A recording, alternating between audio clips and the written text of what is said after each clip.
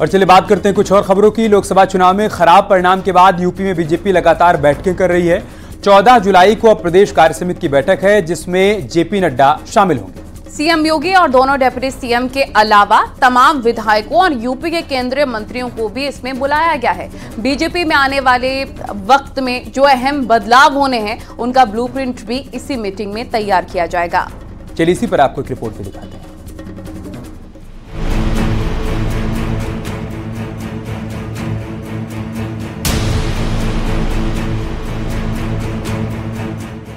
UP में लोकसभा चुनाव में मिली हार पर मंथन के बाद बीजेपी अब दोबारा से उभरने की कोशिश में जुटी है।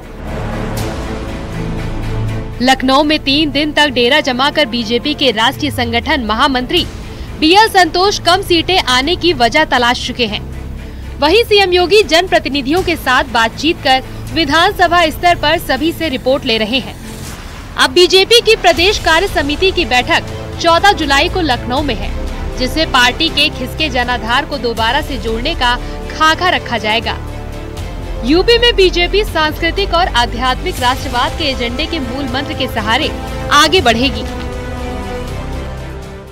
यूपी में भारतीय जनता पार्टी धार्मिक और आध्यात्मिक राष्ट्रवाद के मुद्दे को धार देगी। दरअसल भारतीय जनता पार्टी की प्रदेश कार्य समिति की बैठक में जो राजनीतिक प्रस्ताव का एजेंडा है, उसमें इस बिंदु को प्रमुखता से भी शामिल किया गया है। और भारतीय जनता पार्टी की जो प्रदेश कार्य समिति की बैठक है, ये बैठक दरअसल उत्तर प्रदेश के सियासी समीकरणों के लिहाज से काफ़ी अहम है। इस बैठक में भारतीय जनता पार्टी की आगामी रणनीति की दिशा और दशा तय होगी। लोकसभा चुनाव में खराब प्रदर्शन के बाद होने वाली बीजेपी की ये बैठक कई मायनों में अहम होगी। यूपी में बीजेपी के भविष्य का रोड मैप तैयार होगा। कार्य समिति की बैठक में जेपी नड्डा होंगे शामिल। लोकसभा चुनाव में मिली कम सीटों की होगी समीक्षा। कार्य समिति में 3000 से ज्यादा नेता होंगे शामिल। विधायकों, यूपी कोटे के केंद्रीय मंत्रियों को बुलाया गया। लोकसभा चुनाव के उम्मीदवारों को भी बुलाया गया। नगर पंचायत अध्यक्ष, नगर पालिका अध्यक्ष को बुलाया गया। जिला पंचायत अध्यक्षों, बाल प्रमुखों को भी बुलाया गया। उत्तर प्रदेश की भारतीय जनता पार्टी की विस्तारित एक्सटेंडेड एजुकेटिव काउंसिल की मीटिंग है।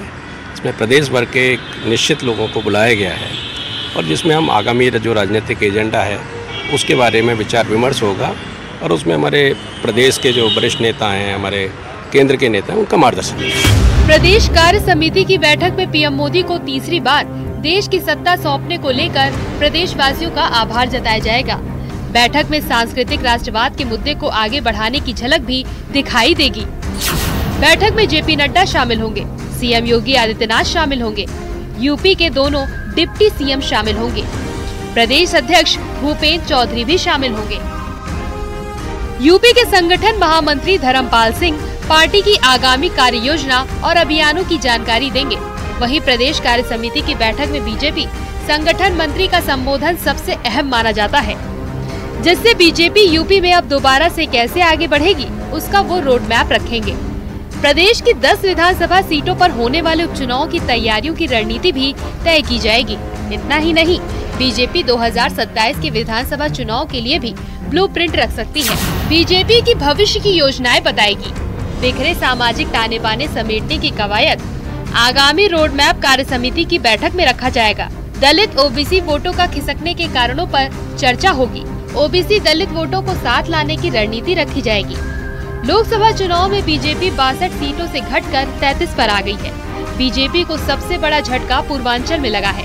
2024 की हार से हताश नेताओं और कार्यकर्ताओं में उत्साह जगाकर विधानसभा उपचुनाव में ज्यादा से ज्यादा सीटों पर जीत दर्ज करने का लक्ष्य तय किया गया है।